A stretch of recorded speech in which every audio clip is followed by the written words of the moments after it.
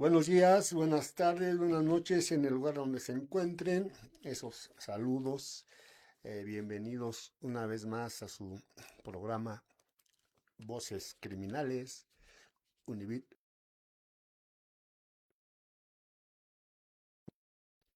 Recuerden que somos un programa de denuncia, de comentarios, de análisis. Y pues hay mucho por analizar ahora, ¿sí? Hay bastante información. Bueno, pues en ausencia de mi compañera Gabriela Fernández, al parecer se encuentra un poquito eh, mal de salud. Esperamos que se recupere pronto para que la tengamos aquí. Pues bien, saben que el programa no es lo mismo sin ella. Este es un programa en el que nos gusta comentar, charlar, dialogar, eh, tener interrogantes, cuestionamientos, y pues con ella se ha formado una buena dinámica, ¿eh? Pero bueno, también vamos a continuar dándole cuando nos pueda venir ella, eh, y esté aquí un servidor, pues vamos a dar continuidad a una plática.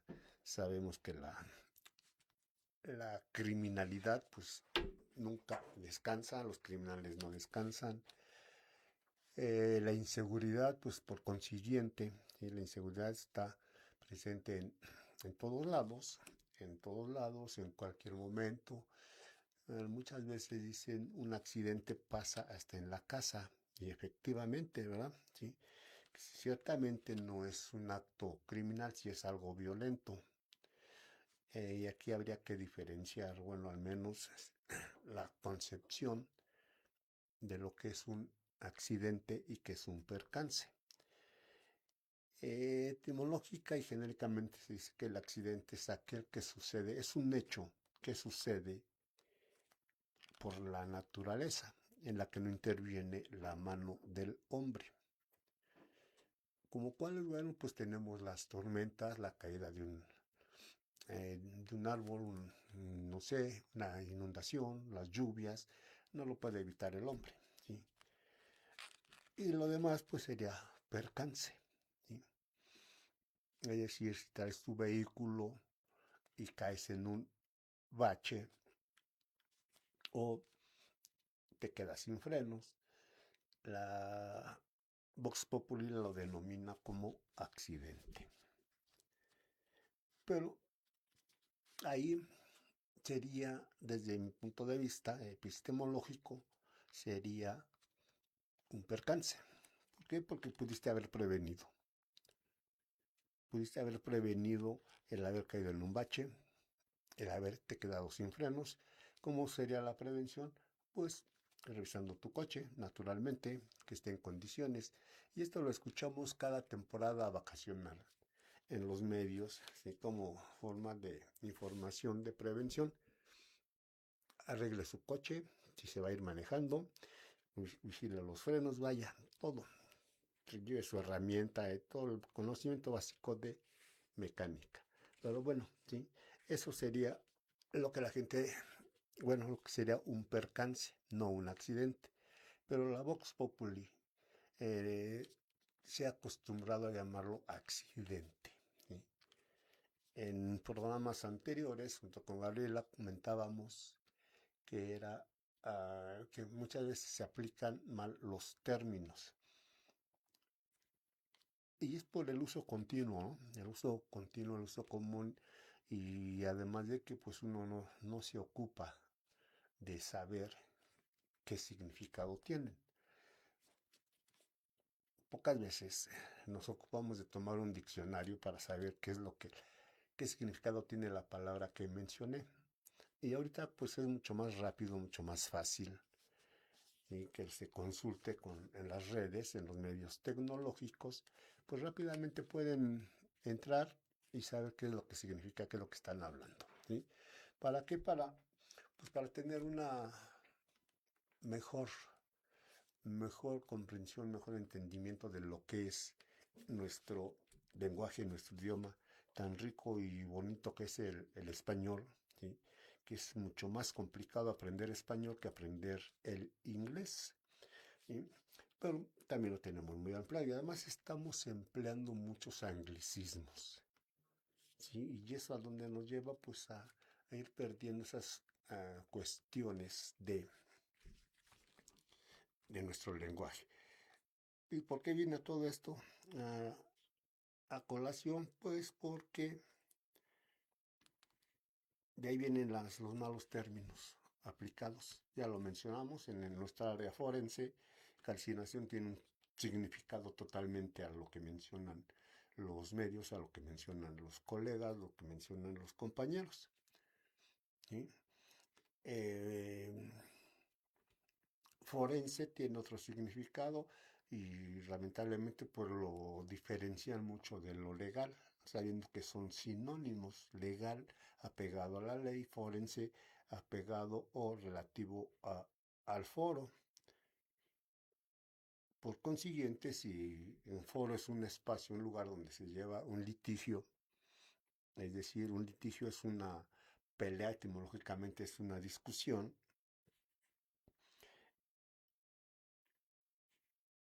y se lleva a cabo en un foro que es un juzgado, entonces no hay nada de diferencia, solamente la terminología.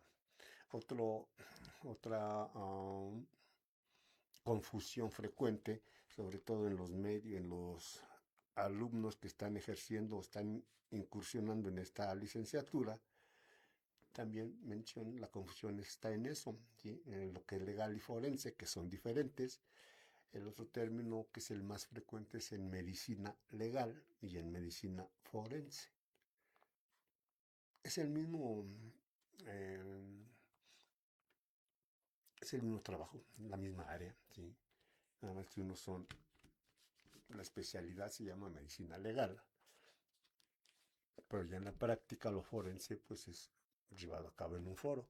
Y la medicina forense nos sirve para, ¿no?, dilucidar algún, algún caso legal, algún caso en donde se ha involucrado las personas, un choque, por ejemplo, un homicidio, una herida por bala, un homicidio por bala, por cualquier tipo, no haya perdido la vida un sujeto, o bien haya tenido lesiones graves, lesiones ligeras, lo va a hacer un médico forense.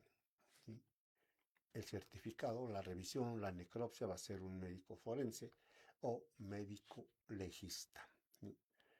Y aquí viene la confusión porque el médico legista, bueno, sabemos que el médico legista y el médico forense en nuestra concepción son la misma persona y se elaboran dentro de este campo de aplicación, se elaboran los llamados certificados médicos. Certificado psicofísico y de lesiones, certificado ginecológico, certificado andrológico, proctológico, certificado de ebriedad, de toxicología, vaya, toda la serie. Y todo este campo de aplicación lo hace tanto el médico legista como el médico forense, en esas dos acepciones distintas pero iguales en la práctica. O sea que no debe de haber confusión. ¿Sí? Sin embargo, y lamentablemente, pues muchos maestros, muchos compañeros que imparten la materia, pues no les aclaran esta duda a sus alumnos, o bien ellos mismos se encargan de decirles que el legista trabaja con vivos y el forense trabaja con muertos. Cosa totalmente errónea, ¿sí? Equivocada, y que en lo personal, pues a mí me da mucha risa cuando escucho esos comentarios, esas discusiones.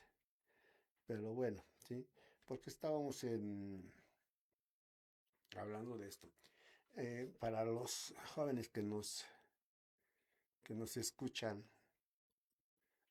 que nos estén viendo, las personas que nos estén viendo, las que estén conectadas ahorita en este momento, pues algunos se acordarán, otros no recordarán, estaban jóvenes, pero este caso sucedió hace 20, 25 años, o 5, Y es un caso que estuvo durante décadas, o durante 2 décadas, en, en- en los medios informativos. Lo hemos dicho siempre, lo hemos comentado, ¿sí? Y se dice que por eso se hizo la aplicación o el cambio, la reforma de nuestro sistema de justicia, y hoy es tenemos un sistema de justicia contradictorio, es decir, juicio oral, para que fuera más rápida y expedita la impartición de la misma. ¿Esto qué quiere decir? Que los juicios iban a ser las sentencias de absolutorias o condenatorias de un sujeto o sujeta que haya cometido un delito y haya sido detenido y se le haya llevado a cabo un proceso, tendría que ser o debe de ser sentenciado lo más rápidamente posible. Por eso el juicio oral, ¿sí? Contradictorio, publicitario y todo lo demás, los principios que rigen a este juicio.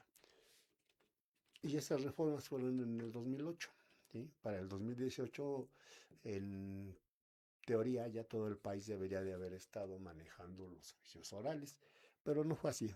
Faltó unos 2 años más, ¿sí? Pero ahorita ya todo el país está manejando el juicio oral. No al 100%, porque hay que reconocerlo, hay que aceptarlo. Falta mucha preparación, ¿sí? Para nuestros MPs, para nuestros fiscales, para nuestros jueces, para los magistrados. Ya les falta mucho, pero bueno, paso a paso, ¿sí? Paso a paso se va a ir conformando un buen sistema, ¿sí? ¿Y en qué nos afecta a nosotros como peritos?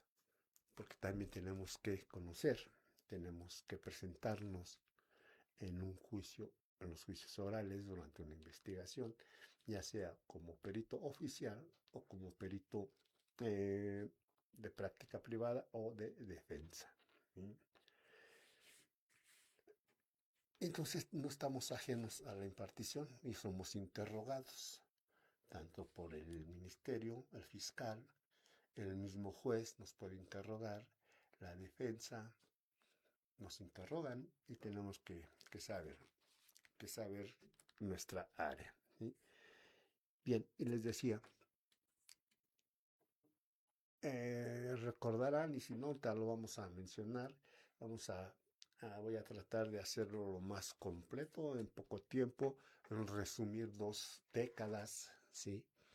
2 décadas de un proceso en el cual no se había sentenciado. Si ciertamente este juicio, este sujeto, ¿sí? Esta persona inició su proceso en el 2005, fue detenido en el 2005, parece, 2005. Todavía teníamos el sistema inquisitorio, el sistema anterior, pero aún así, las sentencias eran, los procesos para dictar una sentencia, pues eran demasiado largas, demasiado tiempo, ¿sí? En ocasiones por argucias de la defensa, tácticas, estrategias, en otras por prácticas tácticas dilatorias del Ministerio Público, del juzgador, y nuestro proceso, nuestro código establece, ¿sí? Que en cada audiencia el juez debería de estar presente. En el juicio inquisitorio, pues eso no era así, siempre estaba nada más el secretario, y a veces era el secretario del secretario, pocas veces estaba el juez. Ahora, con el juicio oral, invariablemente no se puede llevar a cabo una audiencia si no hay juez. Ahora sí está el juez. Creo que esa es una de las ventajas del nuevo sistema, ¿sí? Que ahora sí está el juez presente. La desventaja, repito, es que todavía no tenemos al 100 de dominancia de este sistema. Por lo mismo, en muchos casos la dilatoria sigue siendo la misma, o más, ¿sí? Por la carga de trabajo. Pero entonces aquí viene la pregunta, contraten más gente, capaciten más gente, actualicen a su personal, ese poder judicial, porque lo mismo afecta a los periciales. Hay pocos peritos para la carga de trabajo que es demasiada, ¿sí? Si contrataran más gente, ¿sí?, se aligeraría la carga y saldrían más rápidamente los casos, sobre todo ahora con la ayuda de la tecnología, pues es más rápidamente, ¿sí? Pero bueno, esto no momento porque ya vamos a entrar en el caso de 2 décadas de abuso, ¿sí? El señor no fue procesado y ahorita es ¿cómo se llaman? Un trending, parece ahorita desde hace una semana, ya tiene tiempo, pero la semana pasada, ¿sí?, se empezó a hacer tendencia en las redes, ¿sí?, el caso de este señor que nunca ha sido eh, objeto de comentarios, ¿eh? Siempre ha estado en los medios informativos, tanto corporativos como de las redes, ¿sí? Y es nada más y nada menos que el caso del señor Israel Vallarta. Repito, tal vez no lo han escuchado, no saben quién sea este señor, esta persona, pero así fue. Hay libros, ¿sí?, sobre todo uno que se dice, ya hasta la serie en Netflix salió, ¿sí?, un libro que ya voy a decir el nombre del escritor, un gran periodista, José Reveles, escribió el libro El Afer Cases. ¿Por qué el Afer Cases? Porque estuvo involucrada, ¿sí?, una ciudadana francesa llamada Florence Cassés. Y esta persona, Florence Cassés, en ese momento era pareja de un ciudadano mexicano llamado Israel Vallarta. Bueno, pues hizo tan mediático, fue un caso tan, tan sonado, tan fabricado, que en lo personal no queda la menor duda, ¿sí?, después de todos estos años que ha pasado, cuando empezamos a investigarlo, haciendo comparaciones con otras investigaciones, una de ellas las de Reveles, la de Emmanuel Steele,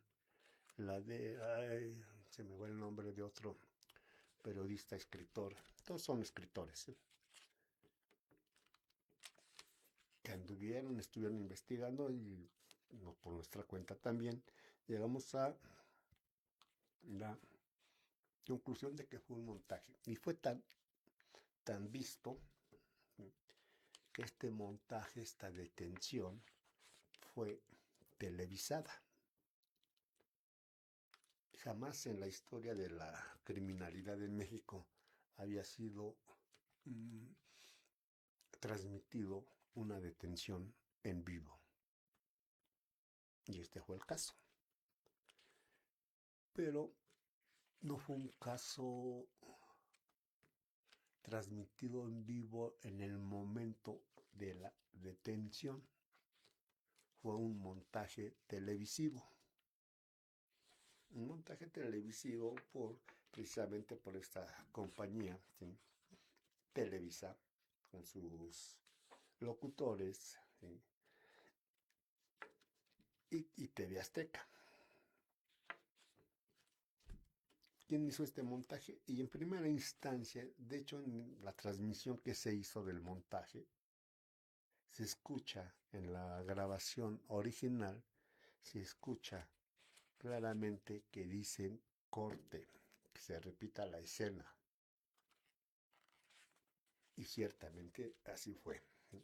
La detención de Israel Vallarta y Florence Cassés fue un día antes. El montaje fue el 9 de diciembre del 2005.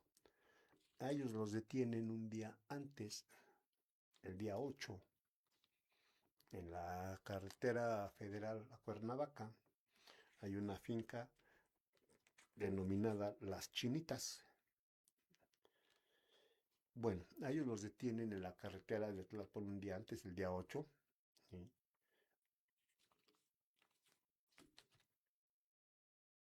Y los mantienen en antiguas instalaciones en ese tiempo la Siedo, ¿sí? Que después fue la Uedo. Bueno, le han cambiado muchos, creo que cada año le cambian el nombre a la Procuraduría. Los tienen en ese tiempo en las instalaciones del Asiedo, que estaban ubicados en Plaza de la Constitución, ahí en el Monumento a la Revolución. Edificio lúgubre, feo, frío, en los sótanos, la camioneta.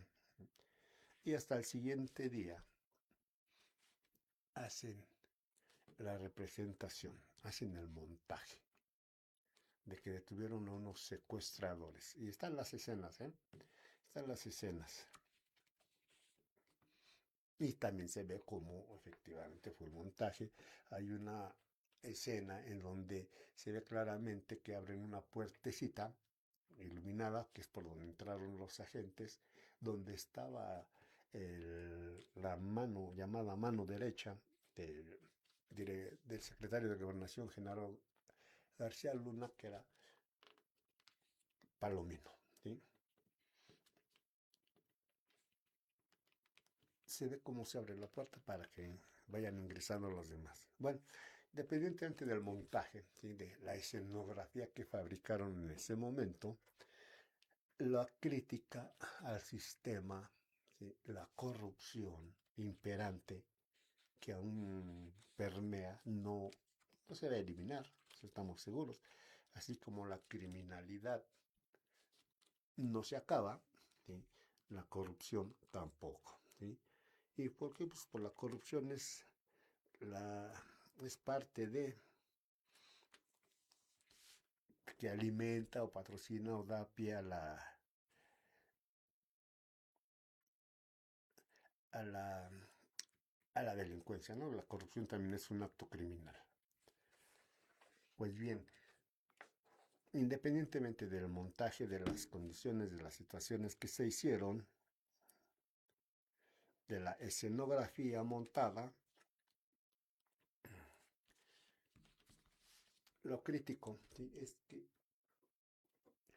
se sigue un proceso, los ingresan a reclusorio,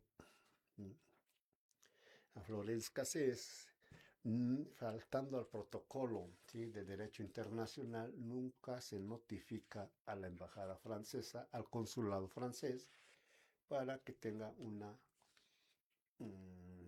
pues una defensa, ¿verdad? Y a prisión. Después de tanta situación mediática, en el transcurso de 7 años, Florence Cassés es liberada. Sí, y tuvo que venir el presidente francés, Sarkozy, a través de medios diplomáticos, de tener la liberación de Florence. 7 años después de que estuvo recluida sin una sentencia. 7 años sin una sentencia. Es decir, ni la declararon culpable ni la declararon inocente. 7 años en la que no se llevó un proceso justo. Vaya, ni siquiera el debido proceso. Aunque debió de haberse llevado a cabo una sentencia absolutoria por las pruebas que se aportaron. En ningún momento se comprobó fehacientemente que Florence fuera secuestradora, que Israel fuera secuestrador. Se aplicaron las diversas pruebas periciales, médicas, psicológicas, físicas, vaya, todas, hasta, ¿sí?, llegando a la aplicación de el llamado Protocolo de Estambul. ¿Y en qué consiste el Protocolo de Estambul? El Protocolo de Estambul es un procedimiento médico, ¿sí?, que puede ser médico de acuerdo a al área que se vaya a pedir, médico, psicológico, odontológico, las diversas áreas, ¿sí?, que afecten la integridad de una persona. Y es para detectar las tortura que se haya realizado o que se haya podido cometer contra estas personas. Recordando, ¿sí?, que la tortura es una práctica común. Por más que diga la Amnistía Internacional, por más que digan los derechos humanos nacionales, estatales, internacionales, de que hay erradicación, pues no. Que ha bajado las denuncias, ¿sí?, que han bajado, más bien se han sofisticado los medios de tortura a como eran antes, dejan menos huella, ¿sí? Era así que eran casi imperceptibles ya los elementos, las secuelas de una tortura, que se estableció en una reunión a urgencia así de, se llama Protocolo de Estambul porque se llevó a cabo en Turquía, en la capital, en Estambul, porque, bueno, una convención de médicos llegó a la conclusión de que se tenía que hacer algo para detectar estos métodos. Y se realiza el llamado Protocolo de Estambul. Se establecen parámetros médicos, psicológicos, odontológicos, psiquiátricos, vaya, de muchas áreas, ¿sí?, médicas involucradas en el sector salud, para detectar a través de las secuelas, independientemente del tiempo transcurrido, ¿sí?, a través de este protocolo se detectan secuelas permanentes que haya dejado esa práctica de la tortura. Se practicaron protocolos de Estambul resultando positivos. Pruebas válidas, pruebas científicas, que en su momento, si se aplicara la ciencia como tal, ¿sí?, si se le considerara, no es que la ciencia no se aplicara, perdón, corrijo, si el derecho aplicara, considerara estas pruebas científicas con la firmeza que la ciencia requiere,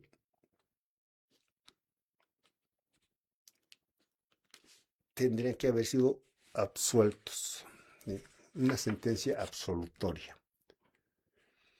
Pero nunca se dio un juicio, nunca se llevó a cabo la sentencia. ¿Sí?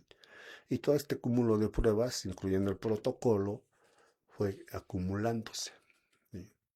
Nunca las consideró el Poder Judicial. 7 años en el caso de Florence. Nunca consideró estas pruebas periciales, ¿sí?, que hacían más casos, y también así el derecho sería cuestión de consultarlo ya más a fondo con un especialista en el derecho. Con la testimonial se iba el juzgador, ¿sí? Ciertamente la víctima tiene razón en su momento, pero aquí en este caso específico, las víctimas también fueron fabricadas. Y fueron personas que, pues, a cambio de una remuneración económica o de ciertas prebendas, pues acusaron a Florence y a Israel, los señalaron injustamente, ¿sí?, como secuestradores. Y las declaraciones se ven en el montaje cómo es golpeado Israel, en vivo y a todo color, ¿sí? En esos videos. Eso hubiera sido motivo más que suficiente para que se desechara el juicio, ¿sí? Porque hubo tortura. Y se agrava más cuando esta tortura es transmitida en vivo por un medio, ¿sí?, televisivo.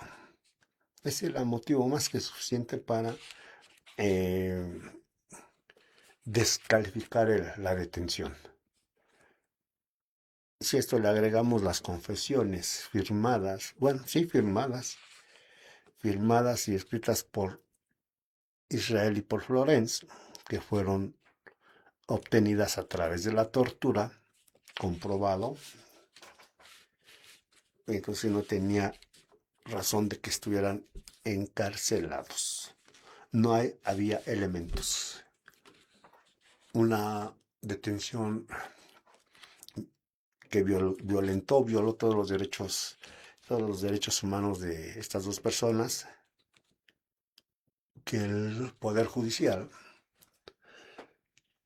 estuvo coludido, aquí ya no cabe la menor duda de que estuvo coludido con otras instancias, en este caso, pues, con Genaro García Luna, con el secretario de Seguridad.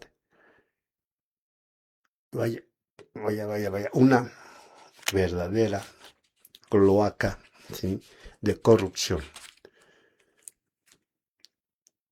Y decían, ¿sí?, bueno, Floresca se sale a los 7 años, la liberan, ¿sí? Florence Cassés desmintió al secretario, en ese momento, al secretario de Seguridad Ciudadana del sexenio de Felipe Calderón, Genaro García Luna, en un medio también televisivo. Estando Florencia en el reclusorio, hace una llamada en una entrevista a un medio informativo, no recuerdo ahorita el nombre del programa, del conductor, y en vivo, desde el reclusorio, le reclama, le refuta todo lo que estaba diciendo García Luna, y al final tuvo que aceptar él mismo que efectivamente era un montaje que se llevó a cabo a petición de los medios informativos, los medios de es decir, Televisa y TV Azteca. Y pues algo hay de cierto en eso. Las aspiraciones de Genaro García Luna eran ser presidenciable. Y ya se habían preparado, se gastaron muchos millones de pesos en preparar en hacer un programa. Me parece que nada más pasaron 3 capítulos, no pasaron de 5. 3 capítulos de una serie estilo FBI, ¿sí?, que se llamaba El Equipo, en donde los principales protagonistas pues, era Genaro García Luna y sus cercanos colaboradores. Algo así como el FBI. No continuó, no sé, esas eran la preparación de su plataforma para impulsarse a la presidencia. Afortunadamente no sucedió. Y ahora, ¿en dónde está García Luna? García Luna está purgando una sentencia, una condena en Estados Unidos por narcotráfico, por lavado de dinero, por crimen organizado, ¿sí?, con colusión con el llamado cártel de Sinaloa, o llamado cártel del Golfo, no, del Pacífico. Y hay muchos elementos, hay muchos elementos también de investigación en la que se ve involucrado a Vicente Fox con Genaro García Luna en la primer fuga o escape. Esa no fue fuga, fue, pues no sé si también decir escape, o simplemente porque así fue, le abrieron la puerta de Puente Grande a Joaquín Guzmán Loera, el Chapo. lo sacaron. La misma federal, en ese tiempo la AFI, comandada por Genaro, nombrado por Vicente Fox, lo sacaron de Puente Grande disfrazado de policía federal en un montaje de un operativo. Un operativo precisamente para eso, para extraer a Joaquín Guzmán del reclusorio de alta seguridad número 2 de Occidente, llamado Puente Grande. De ahí lo extrajeron. Se rumora una gran cantidad de millones de dólares para Fox y para este personaje para realizar la extracción. Hay elementos suficientes, hay elementos archivados que dan certeza a estos comentarios. Hay mucha literatura, hay mucho escrito acerca de esto, mucha investigación periodística. Y bien, pues aquí ya estamos adentrándonos a la corrupción. Repito, nunca va a desaparecer, siempre va a estar presente. En México hay un dicho que dice, la justicia es para el rico, porque tiene dinero para comprarla. Un pobre no tiene derecho a la justicia, porque aunque sea inocente va a pasar muchos años de cárcel, porque no tiene para pagar su libertad. Y eso pasa en México. Y hablamos de México porque estamos en México. Estamos hablando de un sistema judicial mexicano corrupto por todos lados. ¿Sí? Cambios van, cambios vienen, pero la gente no ve fehacientemente, no ve avances en esta situación. Sigue teniendo la misma percepción. ¿Sí? Si a esto le sumamos el cúmulo de mala información, por no decir de mentiras, de la llamada oposición, que está en contra de todo. No proponen, no tienen propuesta, no tienen proyecto de nación. Como oposición no tienen nada, pero se la pasan todos los días, dale que dale, criticando las acciones del actual gobierno y del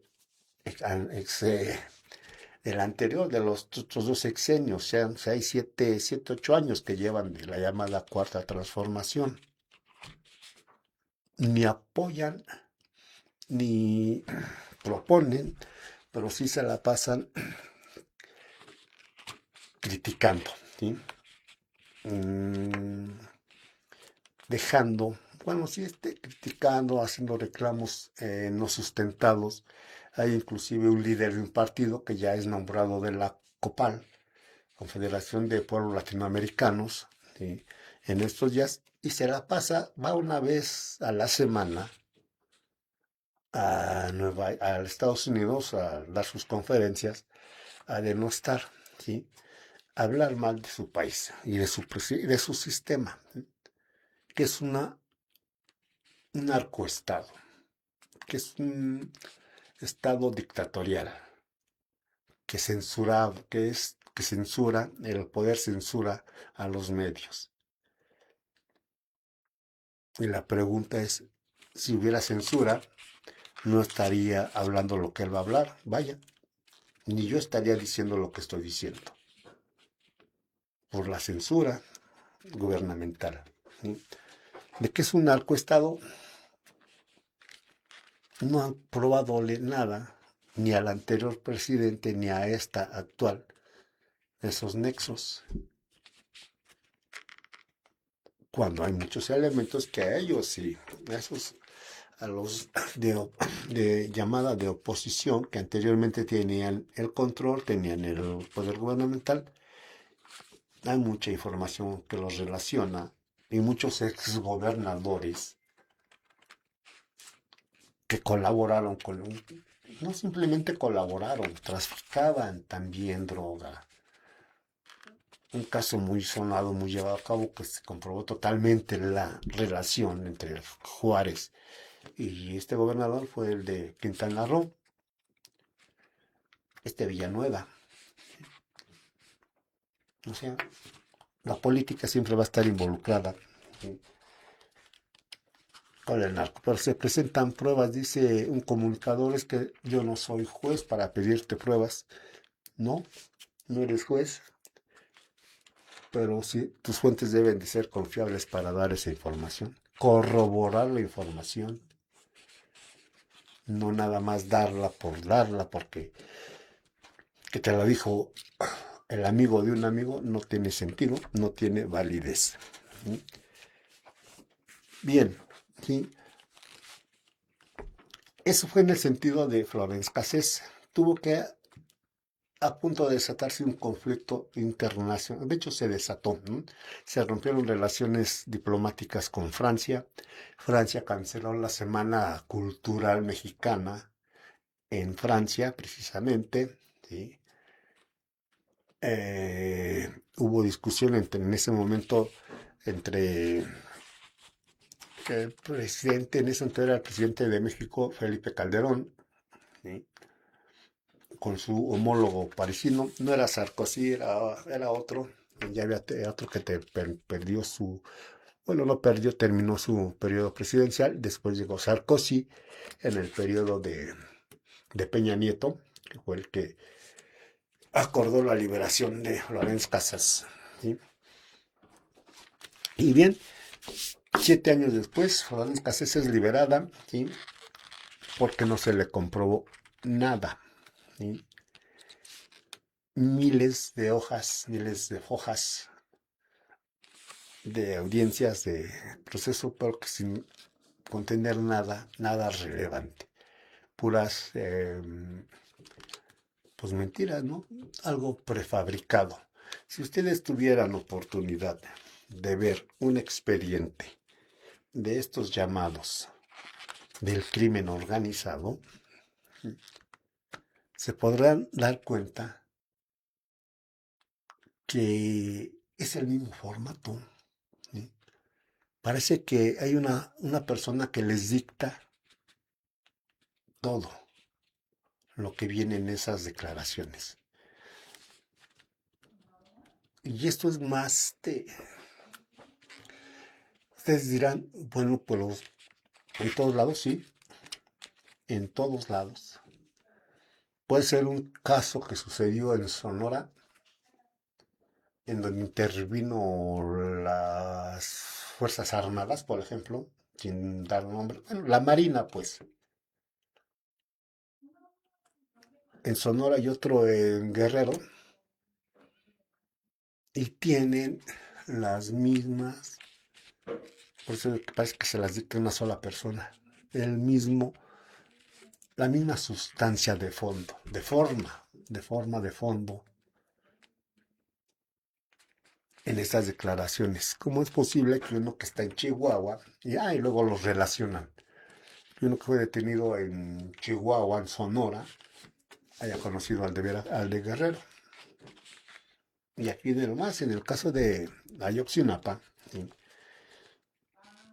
en primera instancia detuvieron a 178 detenidos, ¿no?, supuestamente involucrados.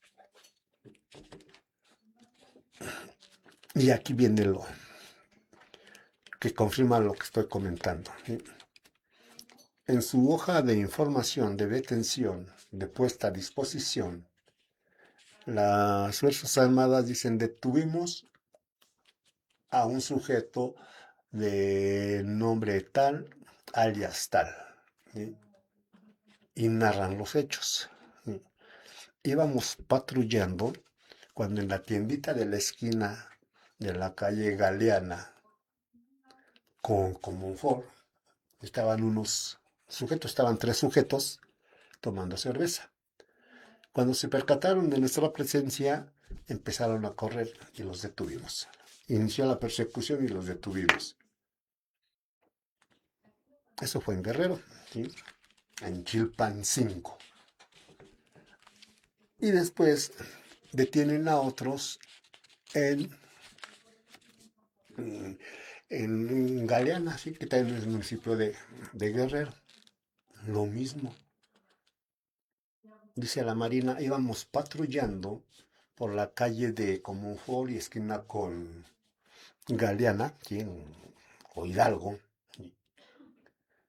Había una tiendita y afuera estaban dos sujetos ingiriendo bebidas alcohólicas.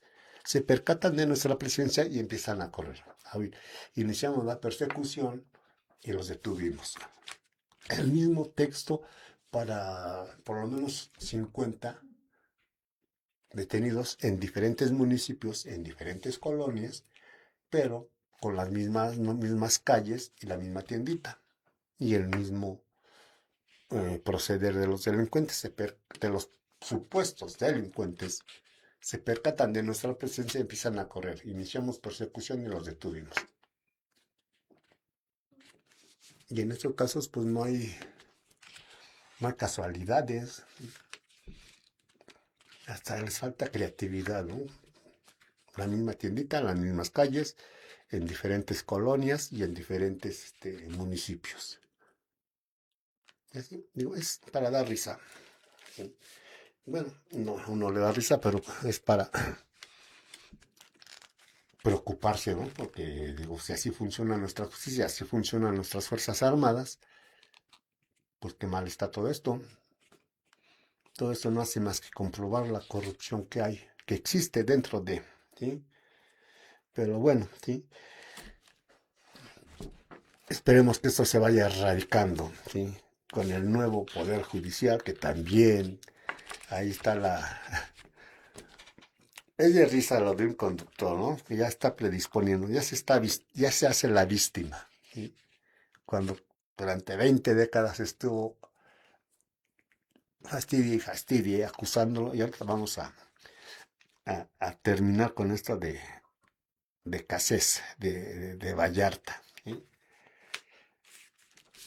Bien, Cassés sale libre, ¿sí? Jamás fue sentenciada después de 7 años en diversos recursorios. Un proceso detenido, unos jueces coludidos, las fuerzas de seguridad eh, delincuenciales, coludidos y delincuenciales. ¿Por qué? Porque ellos mismos secuestraban a las personas, ¿sí? Ellos mismos eran los que secuestraban, ¿sí? En ese momento, en ese tiempo, se instauró las llamadas casas de arraigo. Una de ellas era un hotel incautado, bueno, quiero creer que fue incautado, ¿sí? O que pertenecía a alguno de ellos. Un hotel aquí en la colonia Doctores, en donde era la casa de arraigo. Ahí tenían a todos los supuestos delincuentes, narcotraficantes, secuestradores, y ahí tenían a las víctimas por unos días, después las trasladaban a sus casas de seguridad, y se les atribuye también, ahorita que estamos en pleno mundial de fútbol, se les atribuye, y también hay elementos que confirman, ¿sí? Que los agentes federales secuestraron al entrenador del Cruz Azul, a Rubén Omar Romano, y que después de 60, 90 días, lo liberaron, pero fue a través de otro montaje. Y eso mismo lo reconoce Omar Romano. ¿Cómo los iban a encontrar si los tenían los mismos federales los tenían secuestrado? Ellos cobraban el rescate, ellos creaban a las bandas de delincuentes. La llamada banda de secuestradores del Zodíaco, a la que se le atribuye que Israel Vallarta era el líder, nunca existió. En ningún archivo policíaco de todo el país, de todas las fiscalías estatales, registros municipales, localías, no existe un registro de una banda llamada Los Zodiacos. Eso fue nada más invento de Genaro García Luna, del MP, de los MPs, que inventaron el nombre de esta banda para inculpar a Cassés y a Vallarta. Nunca existió esa banda. Que hubo secuestradores muy conocidos, cierto, y, y la mayoría de ellos son o fueron ex policías. Fueron policías y pues fueron ex policías. La llamada banda de la Flor pues, era comandada por una persona ya fallecida llamada el Tata. Se llama Fernando. Pero eran ex policías. El que detuvo a Arismendi. Ay, se me va el nombre, siempre se me olvida el nombre de este señor. Lo detuvo, después Luciano ascendió de cargo, después lo recluyeron, también ya falleció, y falleció en el reclusorio. Después detuvieron a este comandante por secuestro. No sé en dónde está la seguridad del ciudadano si todo hay corrupción, si hay colusión. Bien decían, ¿sí? Si cometes un delito, el mejor refugio para que no te detengan, para que no te persigan, es la policía. Porque de alguna manera estás cubierto. Y ciertamente lo estamos viendo en esas épocas doradas del crimen, ¿verdad? Perdón por la época dorada, pero de alguna manera hay que llamarlo, ¿no? Hay que llamarlo. Bien, ¿sí? Esto es lo que estoy refiriendo de que hay una gran corrupción, ¿sí? De que hay una gran colusión de delincuencia. Y aquí vuelvo a afirmar, si a mí me preguntan quiénes son el crimen organizado, quiénes son los jefes, lo repito, el empresariado, el político y el clero. Esos son los que manejan el crimen organizado. Los demás son fichitas. Los demás son peones. El Chapo fue un peón. El Mayo es un peón. Arellano son peones. Arismendi fue un peón. Cayó un jefe, Genaro García Luna, pero también es un peón del más alto poder del crimen organizado. Y saben a quién me refiero.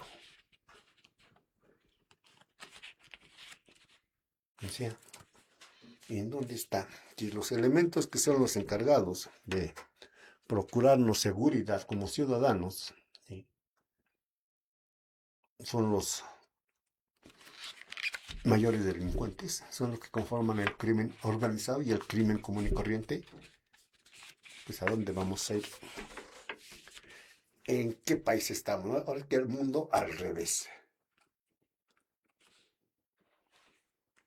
Pero bueno, y aquí van a salir muchos nombres, ¿eh? En este caso de Israel Vallarta, ¿eh? Muchos nombres, unos pues ya no están, ya no circulan en esta contaminada ciudad, ¿sí? Otros ya no están en los cargos, otros siguen estando en los cargos en la nueva administración, protegidos por no sé quién, o por si lo sabemos, pero siguen ahí. Y mientras sigan manteniendo, mientras se siga solapando, encubriendo a estos ex servidores públicos que son como chapulines, de ahí la palabra chapulineo, cuando están en un lugar mientras les conviene, cuando ven que ya se acerca alguna investigación, se van con el que tiene el poder para seguirse protegiendo.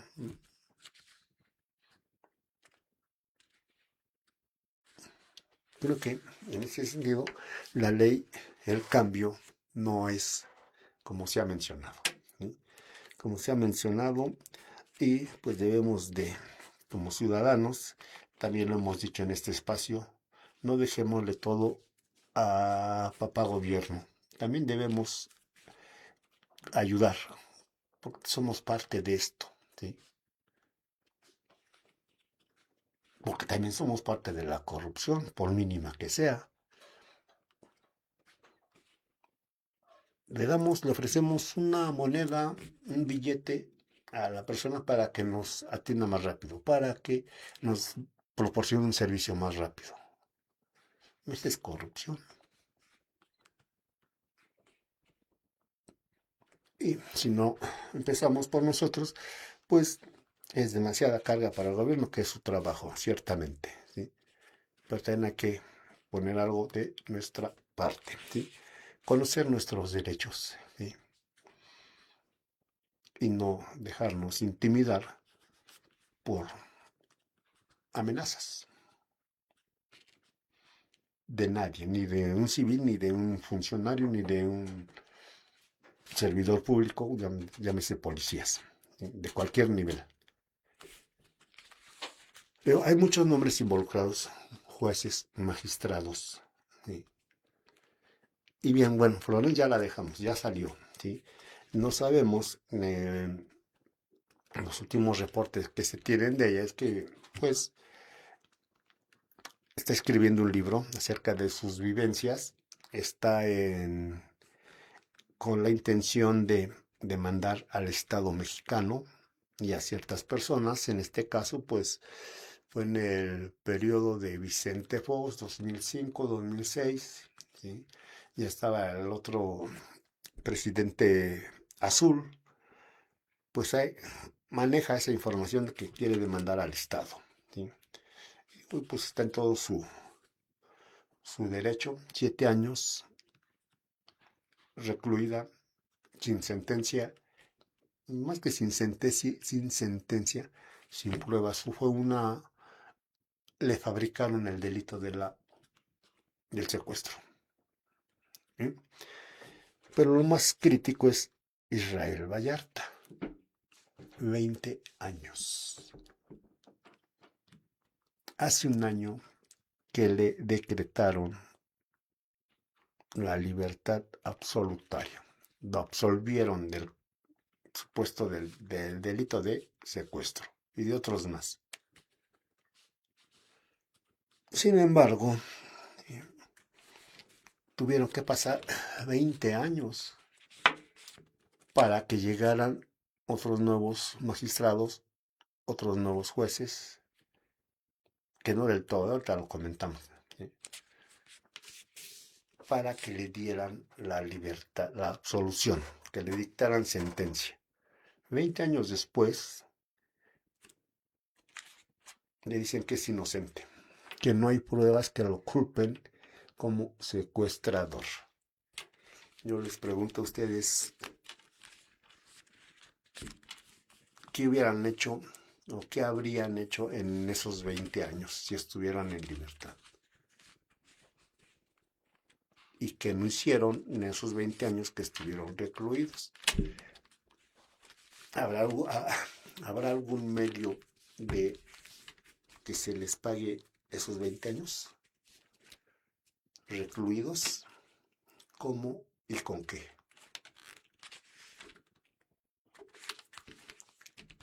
Económicamente creo que ninguna cantidad alcanzaría para recuperar esos 20 años. Emocionalmente tampoco. Y moralmente menos, porque el daño es enorme. Y si a esto le sumamos que somos una sociedad todavía prejuiciosa, el estigma de decir eres secuestrador, estuviste recluido, tienes antecedentes, lo que ya conocemos, ¿no? Y que digamos que no lo hacemos, lo hacemos. Si le ponemos cierta barrera cuando sabemos que un vecino, un conocido, un allegado es un delincuente o estuvo recluido. Estuvo recluido. Ponemos esa barrera, aunque digamos que no. Existen esos prejuicios, ¿sí? Bien, 20 años. 20 años en las cuales las pruebas periciales nunca tuvieron validez, además nunca las vieron.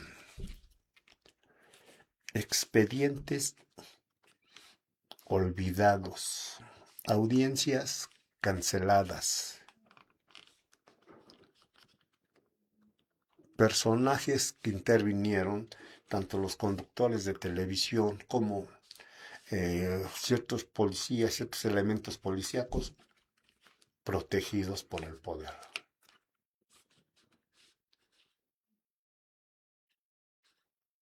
Desde el 2005, ¿quién gobernaba en el 2005? Los azules. 2006, azules. 2006, del 2000 al 2012, los azules, que fue la etapa crítica en donde se inició este montaje, esta falsa acusación contra estas dos personas. Después viene el tricolor otra vez y sigue el proceso contra este sujeto, este ciudadano mexicano. Llega la llamada transformación. Tuvieron que pasar 7 años, 6 años, un sexenio, ¿sí?, para que la amalgama del Poder Judicial renovado, ¿sí?, con los que decidieron, los anteriores que decidieron quedarse para seguir ejerciendo su trabajo, con los que ingresaron de nuevo, tomaran una resolución. Y aquí es muy criticable, muchas gentes lo critican, el nuevo Poder Judicial, el mecanismo por el que se llevó a cabo, que fue bajo elección, en apariencia elección. Recordemos que en esa elección de los aspirantes a jueces, a magistrados, hicieron cierta campaña. Y hay algunos que llegaron, que dijeron, como por ejemplo el actual presidente del Tribunal Superior de Justicia, Hugo, ¿quién sabe qué?, que le llaman el ministro, el magistrado indígena. Porque, bueno, él es de una comunidad, ¿sí? Y ahorita pues también hay mucha apertura, ¿sí?, mucha inclusión de estas comunidades. Y está excelente, ¿sí?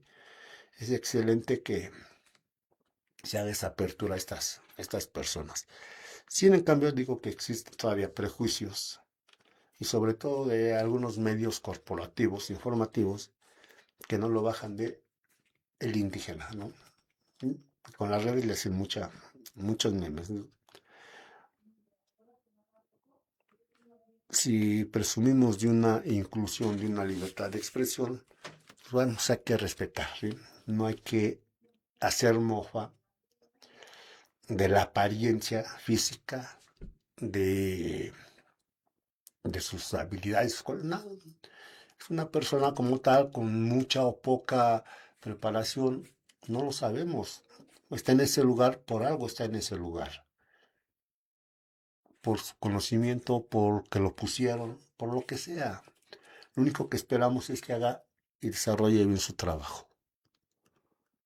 Si lo pusieron, que no tenga favoritismos con quienes lo pusieron. Si llegó por su conocimiento, por su experiencia, que la aplique, que la desarrolle y que la aplique con, va a decir con justicia, pero un término muy polémico, ¿no? ¿Qué es la justicia? ¿Hasta dónde llega, bajo qué términos se maneja la palabra justicia? ¿Sí? ¿Qué es justicia para ti? ¿Qué es justicia para mí? ¿Qué es lo injusto? ¿Qué es lo justo? ¿Cómo lo aplicas? ¿En qué criterios? ¿Sí? Las pruebas te dicen mucho. ¿Qué criterio aplicaste para aceptarlas o para desecharlas? ¿Qué criterio jurídico, ético, moral, si es que los aplicas, si es que los tienes, para determinar una sentencia absolutoria o condenatoria? Algo polémico el derecho. Pero bueno, critican estos medios las llamadas oposiciones al nuevo Poder Judicial. Porque dicen que llegan sin preparación, que fueron los llamados jueces magistrados del acordeón, porque se manejó una especie de acordeón, como cuando son estudiantes que uno lleva allí su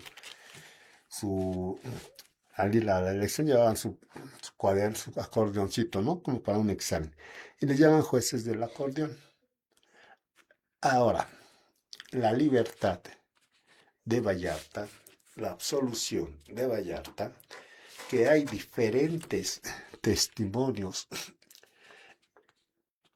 y diferentes dictámenes que corroboran que fue torturado, que fue obligado, ¿sí?, a aceptar una culpa que no tuvo, un delito que no cometió, y además no solamente fue para él, fue para su familia. Ahorita todavía está un hermano y un sobrino acusados del mismo delito, que pertenecían a la banda del Zodiaco.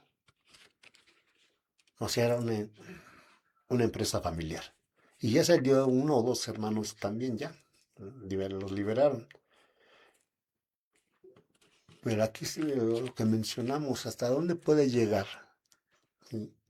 Y vamos a llamarle maldad, ¿sí?, de las gentes que le fabricaron este delito.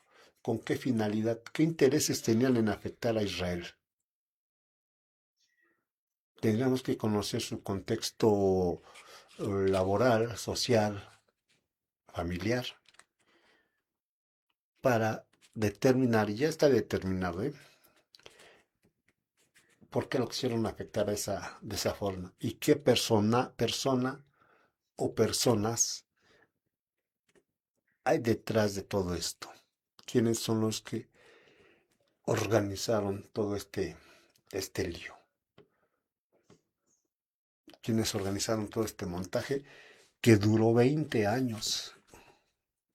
7 para una, que no se le comprobó nada, que no se le dictó un juicio, no se llevó a cabo un juicio, sino por medios diplomáticos fue liberada.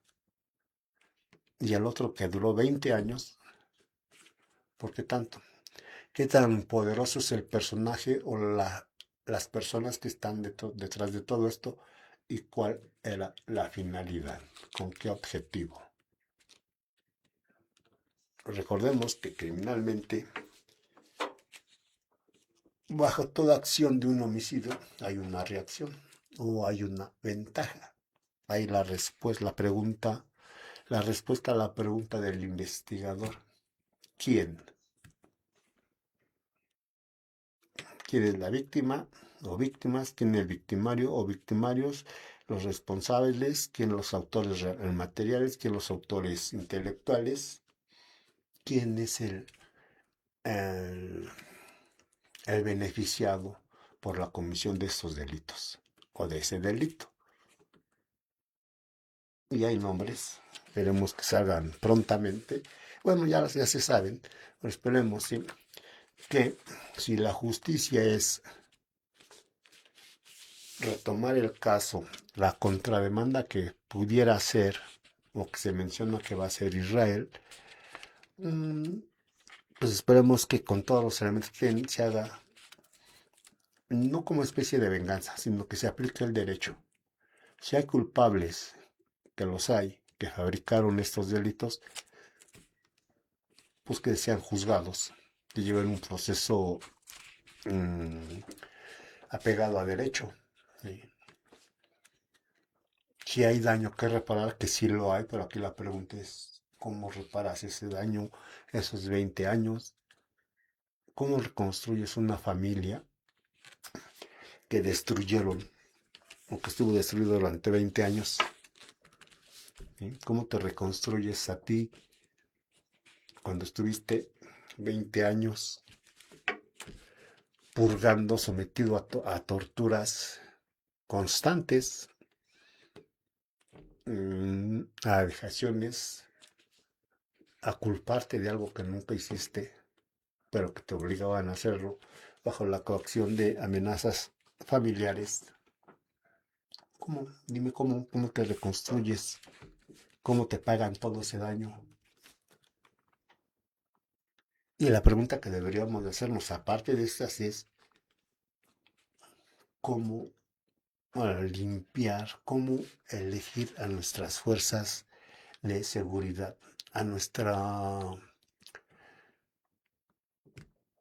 al personal que imparte justicia, es decir, a los jueces.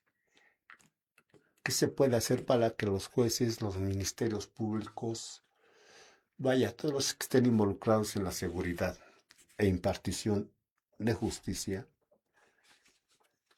sean lo más justos? Apelando a su ética, la ética es individual, la moral también es individual. ¿Cómo? ¿Cómo se le hace? Si alguien tiene respuestas, háganmelo saber aquí en sus comentarios, ¿sí? Porque hay mucho que hacer. Podemos ver si a un buen impartidor de justicia, pero vuelvo a insistir, a reiterar cuáles son los criterios que considera que toma para impartir justicia.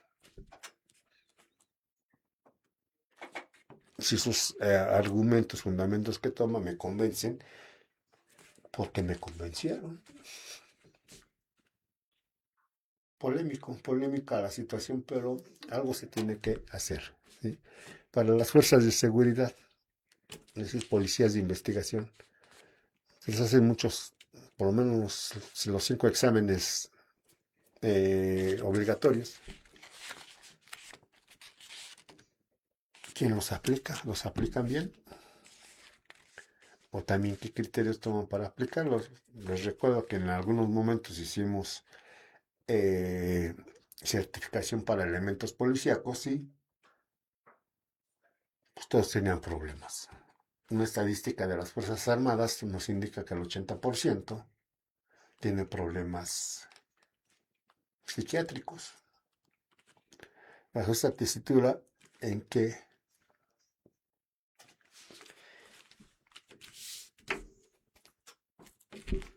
conciencias está la seguridad? Ya no de nosotros, sino del país. Pero bueno, ¿sí?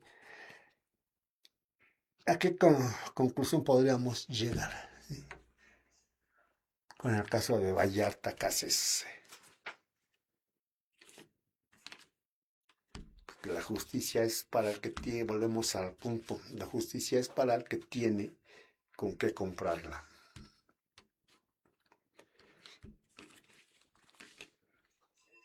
Y Vallarta sigue, ¿sí? Sigue afectado. No, él ya está afuera, ¿sí? Un juez, un tribunal lo absolvió, un tribunal compuesto por 3, ¿sí? De 3 trim, ¿sí? Bien, ¿qué es lo que dicen los medios? Un comunicador, ¿sí? No le puedo decir periodista, porque realmente no sé si sea periodista, pero que lo he visto en los medios de información, en los medios de dando noticias, pues sí, ¿sí? Comunicador, no sabemos si es periodista. No quiero caer en esa generalidad de decir al periodista sin saber si eso no es, ¿sí? Bien, este comunicador aún persiste en llamarlo secuestrador, arguyendo, ¿sí?, que la verdad legal no es igual que la verdad histórica. Desglosamos estos puntos, ¿sí? La Constitución nos dice que cuando un sujeto es absuelto en una sentencia, en un juicio llevado a sentencia en la que es absuelto, es porque no se le comprobó a través de las diversas pruebas, de los diversos medios probatorios, no se le comprobó que haya cometido el delito. Por lo tanto, es absuelto, libre de culpa, ¿sí? Y que nadie, a partir de ese momento, nadie, incluyendo a los civiles, le puede decir o le puede llamar por el delito que cometió, en este caso, secuestro, secuestrador. Sin embargo, este comunicador en sus medios lo seguía llamando secuestrador porque su argumento de este comunicador es decir, no me convencen, ¿sí? La absolución, ¿sí? Porque la verdad legal no es la misma verdad histórica. Entonces, para mí, seguirá siendo un secuestrador, seguirá siendo el líder de una banda de secuestradores. Así argumenta él. ¿Sí? Si buscáramos alguna falta, algún señalamiento, sí está cayendo en difamación, porque la Constitución no lo dice. Un sujeto que ha sido absuelto es porque no se le encontró culpabilidad. Y no solamente por un juez, fue absuelto por un tribunal que no encontraron elementos probatorios de su culpabilidad. Esta es la verdad legal. La verdad legal es no encontrar elementos que el derecho considere que eres culpable. Y este comunicador, Ciro, vamos a llamarlo ya por su nombre, ¿sí? Ciro Gómez dice que no es igual que la verdad histórica. Y tiene razón, ¿sí? La verdad histórica es aquella en que a través de una investigación completa, metódica, exhaustiva, obteniendo toda la información, analizando todos y cada uno de los elementos indiciarios, realizando todas las pruebas científicas que se requieran a través de la ciencia, es decir, a través del llamado método científico, una policía científica que te diga no hay elementos físicos, no hay indicios, no hay elementos indiciarios que digan que este sujeto cometió el delito. Lo cotejamos con las testimoniales, métodos de identificación, reconocimiento de voz, reconocimiento físico. Si no hay coincidencia, no fuiste tú. Comprobado científicamente, no hay nada. Y vámonos más a fondo de lo que se pudiera hacer la investigación, que debió de haberse hecho, pero que sabemos que fue un montaje, por lo tanto no creo que no se realizó. Los elementos, los exámenes, análisis de las fibras, de cabellos, de fluidos líquidos, sudor, saliva, agua, orines, sangre, de las supuestas, de las víctimas que se haya encontrado en el lugar de los hechos. No se hizo nada. ¿Por qué? Porque no fue caso real. Fue un montaje, una fabricación de un delito. Criminalísticamente no hay nada que indique que se llevó a cabo lo que dicen que se llevó a cabo. El protocolo me indica que hubo tortura física y psicológica. Hubo violencia, violación a los derechos humanos, en ese momento las garantías individuales. Cúmulo de pruebas, llamados dictámenes de indicios, ya evidencias, elementos probatorios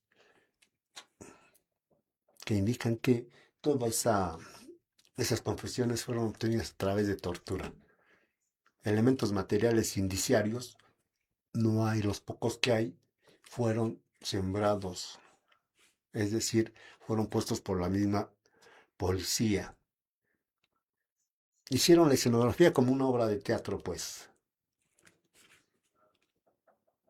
Desde ese momento el juez tuvo la facultad de declarar nulo la detención, declarar nulo el proceso y decretar libertad, porque no hay elementos. Y los elementos, no hay elementos científicos. Los elementos que había eran los videos, la grabación del montaje, la tortura, ¿sí? Las falsas víctimas. Y eso estaba a simple vista, todo fue montado. no hay delito. Juez, tienes que liberarlo. ¿Por qué 20 años en el caso de Israel y 7 en el caso de Cassés? ¿No les hace pensar que esto tenía una línea, que digamos así le llamamos, que ya llevaba línea desde arriba por alguien muy fuerte, muy poderoso, para que el Poder Judicial determinara no seguir un proceso, no absolverlo y mantenerlo ahí en constantes torturas y 20 años? Y llega la cuarta transformación con la renovación del Poder Judicial. Pues ahora sí lo dice, que lo liberaron porque fueron jueces, fueron magistrados, jueces y magistrados del acordeón. Es decir, ahora está involucrando al Estado directamente, al Poder Presidencial, al Poder Judicial, que fueron órdenes de arriba para que liberaran a Israel. Y si así fuera, ¿qué beneficio tiene quien ordenó su libertad? La otra pregunta. Más sin en cambio lo que se equivoca Ciro es, ciertamente, uno de los que él, la llamada oposición, y mucha gente también denosta, ¿sí?, a los nuevos jueces que se integraron al poder, que llegaron por el acordeón, ¿no? O sea, por convocatoria, por elección popular, ¿sí? Eso no demerita que sepan o no sepan mucho. De hecho, incluso un abogado que conozco, que he trabajado con él y su hija, ¿sí?, que fue mi alumna en la universidad, ¿sí?, de aquí del Valle de México, hicieron convocatoria y se quedaron como jueces. No sé si fue de dedazo o no, pero ahí están como jueces. Y de que saben, saben. Eso sí, no me queda la menor duda. De que saben, saben. ¿Sí? No sé cómo llegaron. Lo único que tengo es certeza de que tienen conocimiento, ¿sí?, y son apasionados de su área, ¿sí? Pero espero verlos pronto para comentar estas situaciones, ¿sí? Bien, entonces, ¿sí?, ¿quién está detrás para haber detenido todo este proceso? ¿Quién era tan poderoso que detuvo a la Suprema Corte de Justicia para dictar una sentencia? ¿Sí? Preguntas que tienen respuesta, pero que la tenemos que buscar, ¿sí?, que se tiene que hacer la investigación. Ya se sabe, ya se tienen, pero no voy a adelantar nombres hasta no tener ya bien la certeza de cómo se va a proceder en contra de estas personas, ¿sí? Y ya en su momento se los daré en este mismo espacio, ¿sí? Ok, ¿sí? Y aquí volviendo a la verdad histórica, ¿cómo se obtiene la verdad legal, señor Ciro Leiva, para su conocimiento? A través, ¿cómo se llega a la verdad legal o verdad jurídica? A través de una verdad histórica. La histórica hace a la legal, no en viceversa. Si la sentencia hubiera sido condenatoria, es porque la investigación estuvo bien. Se encontraron elementos materiales de culpabilidad. Esa sería mi verdad histórica, encontrar elementos de culpabilidad, de participación del sujeto, para que el juez determine una verdad legal, que sería la condenatoria, o en su criterio, aun con todos los elementos probatorios, declarara absolutoria. Esa es la verdad legal. Y la legal es resultado de una verdad histórica. Así que sigamos opinando, pero vamos a ponernos a conocer un poquito más, ¿sí? Y no denostar una, una verdad judicial y no obsesionarse con alguien. ¿Quién está detrás? También decían, ¿qué intereses puede tener este comunicador para seguir en su verdad? ¿Sí? que su verdad es que Vallarta sigue siendo secuestrador. Si se dicta una sentencia absolutoria es porque no hay elementos, porque los magistrados así lo dijeron, no un juez, fueron los magistrados. Y a eso le reclaman que fue liberado por el juez del acordeón. En el tribunal nada más había una persona, una magistrada que llegó por elección. Los otros dos eran de los que ya estaban y que continuaron, decidieron continuar en el poder. Se le cae su mentira, se le cae su argumento. Se llegó a una verdad legal a través de una verdad histórica. Y hay muchos testimonios, lo pueden consultar en muchos medios informativos de comunicación. Fue un verdadero montaje, a 20 años de de estar recluido, de perder muchas cosas. Esa es la justicia que impera en México y que se dice que está cambiando. Ojalá y así sea, porque también hay otro caso, mucho más crítico todavía, ¿sí? El de Brenda Quevedo, que también ya lleva 15 años, 17 años, tal vez igual 20. Ahí anda en libertad, pero anda con un grillete, ¿sí? Con un chip. No puede salir de su casa. También involucrado, ya tendremos oportunidad de platicar de Brenda Quevedo. Bien, antes de retirarnos en cabina, sí vamos a los comentarios que nos hacen llegar aquí. Sí tenemos algunos.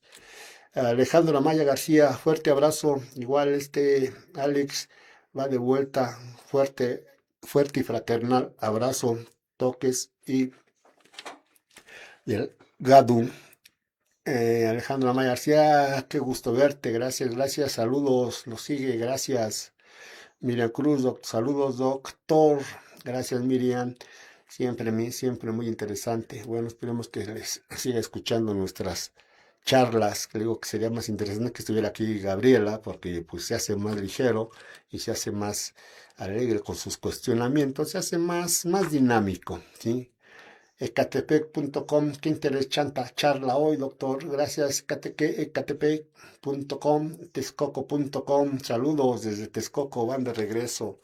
Esos saludos hasta Texcoco, muchos conocidos, muchos eh, alumnos que dejamos por aquellos rumbos. Que tengan un excelente día. Tultitlán, saludos, lo seguimos con interés en Tultitlán. También hemos estado por allá impartiendo algunas charlas. Tultepec, un poblado muy explosivo. Saludos, Tultepec, saludos. A ver que ya andamos por allá. Emanuel González Papuchine, saludos desde San Pablo de las Salinas. Pues acá muy cerca. Gracias, Emanuel. Gracias, excelente día. Y no olviden festejar con pues con alegría, con mucha alegría, pero sin excesos. Recuerden que en este último festejo, perdón, ya hubo víctimas, sí. No, asfixia por compresión de acuerdo al mecanismo. Pues mucha gente, se habla de 1.200.000 prejuzgamientos, sí. Y es lo que nos lleva a la compresión torácico-abdominal y podemos morir bueno, se puede morir por asfixia porque no hay movilidad y está uno apretado ahí con todos. Entonces, y además si están con bebidas espirituosas, pues con cuidado, ¿no? Recuerden que dicen que es histórico lo que está haciendo la selección mexicana. Bueno, tal vez sí, sí. Tal vez sí esté siendo nunca, no había pasado a un siguiente partido y esto sin denostar, sin menospreciar la actividad, la actuación del seleccionado, pues es que hoy más equipos, ¿sí? Hoy hay más equipos, entonces ahora el problema es pasar al sexto, ¿sí? Tenemos que vencer a Inglaterra, ¿sí? Tenemos que vencer, perdón, no lo acostumbro a decir porque los que lo tienen que vencer son los seleccionados. Los que juegan son ellos, los que ganan son ellos. Nosotros festejamos, nosotros apoyamos, no jugamos para decir ganamos o perdimos. Cuando pierde la selección, perdió la selección. Cuando ganan decimos ganamos. No, si yo no jugué, los que están jugando son ellos. Yo voy a festejar si ganan, voy a festejar si pierden, eso ya está en mí, ¿sí? Pero no digo ganamos porque yo no jugué. Los que juegan son ellos, los que llevan el mérito son ellos. Y pues ojalá y ganen, le ganen a Inglaterra el próximo domingo, 6 de la tarde, y listos para festejar. Festejar que ganen, si ganan. Y pues aceptar si pierden, aceptar la derrota, ¿sí? No buscar excusas. Si perdieron es porque jugaron mal, porque no hicieron lo necesario para ganar. Y no buscar pretextos, ¿no? Como lo está haciendo Ecuador. Imagínense, ya mi último comentario para cerrar y despedirnos. Ecuador está diciendo que se dejaron ganar porque los amenazó el cártel. No dice qué cártel, pero que los amenazó y por eso no jugaron como jugaron cuando vencieron a Alemania. Alemania Alemania ya no tenía nada que perder. Salió hasta con suplentes, creo yo. Ecuador les ganó bien, pero México fue superior. En el juego contra el Ecuador fue muy superior. Demostró más juego, más táctica que los ecuatorianos. Hay que saber ganar, hay que saber perder. Y ojalá que el domingo se festeje y que el lunes siga el festejo, ya con el pase a la siguiente ronda, que eso ya sería hacer historia. ¿Sí?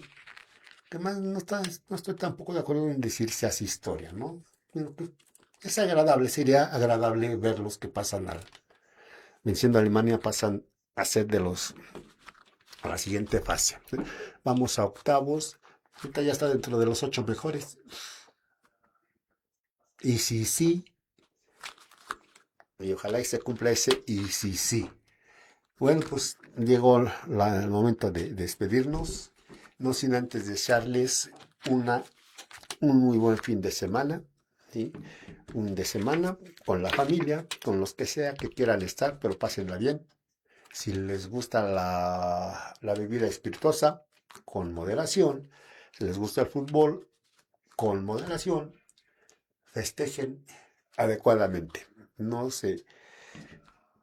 queremos que haya más víctimas. No queremos que haya disturbios. El deporte es bueno, es bonito y es mucho mejor festejarlo. Y qué mejor que sea un dominguito con la familia y que México, la selección mexicana, pasa a la siguiente fase. Bye bye, soy el doctor Marcelino Moreno Nieves. Los espero en 8 días en su programa Voces Criminales, Univit Radio 105.5 FM. Bye bye, cabina, estamos.